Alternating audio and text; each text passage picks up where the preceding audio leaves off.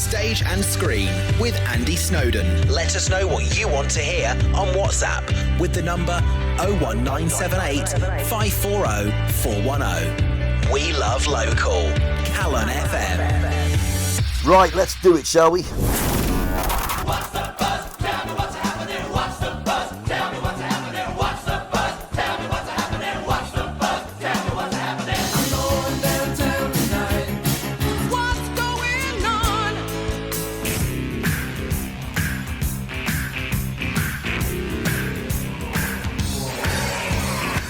Now then, fans of the late great Tina Turner will be pleased to know that the fantastic Totally Tina returns to the Rill Pavilion this Friday, the 21st of July. Now in its 14th year, the Totally Tina tribute show, hailed as the #1 tribute show in the country, is coming back to North Wales. Headed by Justine Riddoch as Tina Turner and backed by an incredibly talented cast and musicians. And I'm so pleased to say that Justine joins me on the line now. And Justine, it's the 14th anniversary European tour. It's got a nice ring to it, right? Yeah, that sounds really cool. Yes, I really, really like that. Oh my God, when we're saying 40 years, that's when it's really something to shout about. I definitely won't be doing it then. Do you think that? There's lots of tribute acts out there now, but there aren't many that can call themselves the #1. But and that's there for a reason, right? I mean, you have to go at it full throttle, right? Yeah, well, back in 2013, Champions PLC agency created a wonderful award called the National Tribute Awards, and originally the first couple of years it was called the UK's #1, so they would give out that title and an award that went with it. But then what happened was they said, well, hang on a minute, we realised that you can't call somebody the #1 unless everybody who is that character has all applied. So they decided to change it to the Tribute Awards, and you were given best video, best costumes, best choreography. So they gave separate awards to the best act for different categories, and you were a National Tribute Award winner as opposed to UK #1. But we were called it at some point, so there you go. Yeah. Well, I mean, you've swept the board over the years. I mean, you are multiple award winners, and anybody that's seen your show won't have been surprised by that. It's pretty full on. It is pretty full on. Well, we're very, very lucky. We've got a very dedicated cast that really care about it, and I think the longer you do something, the more you want to perfect it. When we first started, we were restricted by our own budgets. We weren't a big production company, so we couldn't throw like 200 grand at it and have costume and wardrobe, and we just had to do what we could do. But over the years, as we've managed to be more successful, or whether it's successful monetary wise, it's more successful reputation wise, you still struggle as a small production company on your own doing everything by yourself. But we've managed to improve everything that we did, and then you get more into it, so you think, well, okay, there's the hits. So the first year you just do like mainly all the hits, and then like 3 years down the line you think, oh, hang on a minute, she did Get Back by the Beatles, a great version, and that's her singing Sam and Dave, Hold On, I'm Coming, on his 60th birthday.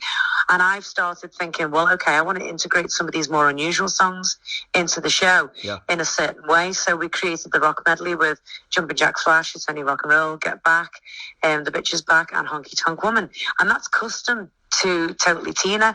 Tina never did it like that, and we created it ourselves, and I decided there was going to be 3 costume changes in this 11-minute medley. So it's nice to be able to be artists in our own right and create and try and imagine what Tina would have done if she was about to do another concert. How would she have done Goldeneye, and how would she have done Nutbush? Because she changed. Every single year that she went out and did another tour, she would change what she did and how she did it, and costume-wise and the set. So it's sort of like that. So we hope that, it's perfect for Tina's fans, because we always say this, we're paying tribute to a legend. It's me there stood on stage. I'm sort of your MC and host that looks a bit like Tina, but hopefully really sounds like her.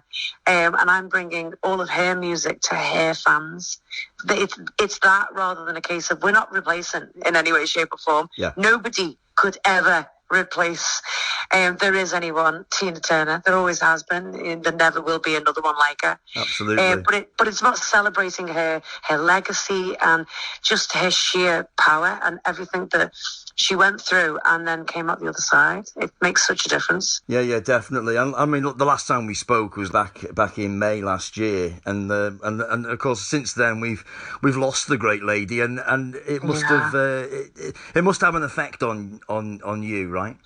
Well, I spoke to quite a lot of people literally just after it happened. People were asking for interviews and things, and I got quite emotional. We created a little section before we even started the show where I just came in front of the curtains and said, "Hi, my name is Justine. Anyone who knows me knows that, well, I'm not American, but I will turn into it in a second." But she's imprinted on my soul. So I had a speech for about a minute before we started our show, and then we played Tina singing Simply the Best with lots of visuals. And instead of a minute's silence, we had a minute's worth of applause. And everybody was just crying. Everybody was so emotional the first 4 days. And it was hard to comprehend. I knew she wasn't well, and I knew we were going to lose her at some point. And every year I thought, is this going to be the year? But to actually hear the news and the reaction, well, what was so heartwarming for me is that over the last couple of years, she was out of the public eye from when she was retired, rightly so, that she deserved some time off. But for the last couple of years, obviously, since she found out that she wasn't well, she decided to get involved with the musical and her autobiography, and she sold her back catalogue of songs. So she knew she was living on borrowed time, and she wanted to put her affairs in order and make sure that everybody was sorted and looked after. And I mean, what a beautiful thing to do. So now we have a new generation of people who didn't know who Tina Turner was. Yep. A load of millennials that are saying, "Oh, I don't really know who she is," that have never seen her perform.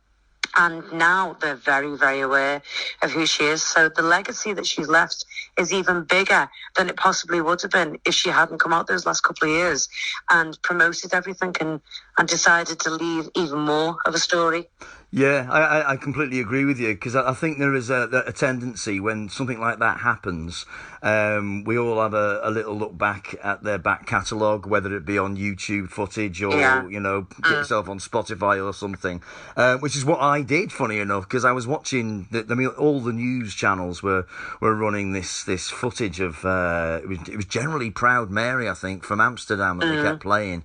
And I was thinking, how have I got to 53 and never seen this? Exactly. So then I went on Sky Arts and I downloaded all these concerts and I just watched them all, Wembley, and what a performer, man! What incredible! It was phenomenal, wasn't it? And most of those concerts you're talking about, she did in her late 60s. She retired when she was 70. Yeah. And so for me, watching somebody who's done the same dance routine when they were 17 to when they were 70 is pretty phenomenal. And obviously we know about, she used to get quite angry that every interview used to always revert back to Ike and everything that she'd been through. Yeah. But I think she realised in the end that it was part of her story, and that's why people loved her so much, because she'd gone through that and come out the other side. So I think she embraced it in the end, even though she was desperately trying to forget it, which obviously anybody would. But it worked towards her being even more of a legend and more people remembering her because of the life story. Yeah. If it had been a affluent life and suddenly instant fame and then stayed famous for like 5 decades, well, she didn't. There was bits of fame, and she was a covers band. The Ike and Tina Review was a covers band. They did so many covers of other songs. They were exactly like a million cabaret acts going around the globe, just singing other people's material. So to go from that to what she was, no female artist has ever left such a mark on the globe as Tina Turner has. Maybe some other artists will. Maybe we'll remember Gaga the same. Maybe Adele will remember the same. But that is yet to come, and we'll see. Yep. But none of them had really been through what she'd been through to get there. Literally half a life of agony and horrific times, and then half a life of stunning, amazing, pinnacle high fame with beautiful caring, tender, loving people around her. You can't get two more different contrasts. But your show isn't just a tribute show, right? I mean, it is very much it's almost like a recreation of a Tina Turner gig, right? Yes, it is.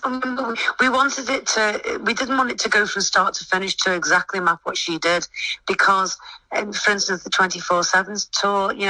There's certain songs like "Take You Higher." And, I mean, we have put 24/7 in this year. We decided to put it in because it's such a good track. But only die-hard fans of Tina will know that song. So if I ever do a solo show by myself, chances are I won't sing that song, because Joe Public, who've just come for a Tina night, won't know it. Whereas hardcore fans who come to the theatre definitely will know it. And if they don't, they'll still see a little bit of footage in the background. And I'll tell them beforehand, this was off the 24/7 tour. It's the title of the same... the title of the tour, and it's you can explain more. But in a social club setting where someone's just come for a party night, you can't start explaining, back in such and such a year when Tina was 60, she had a 2-hour concert. They don't want too much of the gabbing, they just want to hear the hits. So you have to change the show for depending on what audience. If it's a festival audience, then we might do a very custom version that I had created of We Don't Need Another Hero, which is a dance version, and also a dance version of Private Dancer. We may do things slightly different when I'm on my own, but it is about making you feel as if she was back on stage, but not a carbon copy of any one of the concerts from start to finish, if that makes sense. Yeah, absolutely. But she was famous for her, her fitness levels were incredible. Is this something that you've got to keep up with? It's actually my birthday today, and I've just started off the day with some cake. So I do not go to the gym, and to be honest, I'm in no way, shape or form as fit as Tina was. I've got to be honest. Everyone says that I've got the legs, but I definitely haven't got the rest of it. Muscle-wise, all the energy. No, I come off like a wet rag by the time I'm finished on stage. I possibly think that she possibly did as well. But I never stop moving. And sometimes I watch back the footage and I think, it looks like I'm stood still, and I'm really, really working hard at it. But you've got to remember, Tina, we all know the famous Tina heels. She always wore like a Louis Vuitton. She always had these wonderful heels. As she got older, the heels did lower, and when she was younger, she had a strap across them sometimes, or a strap around her ankle. So I've always stayed true to the stiletto heel. And the problem is, mine aren't 3 or 4 inches, mine are 5 inches. So mine are really, really high. Some of them are getting a little bit too high for me to cope with at the moment, especially if you're on a raked stage, an angled stage. But for me, it is physically, it's draining. It really is draining. I bet. But she is... I also don't have the private jet and the private masseur as well, remember? My private jets say easy on them. They're orange and they've got at least 400 other people on them. Fantastic. But you're absolutely right. She wasn't just it's not just the voice, is it? It's literally the whole package. Do you approach it like you would if you were an actor playing a part? Is that how you approach it? I did originally.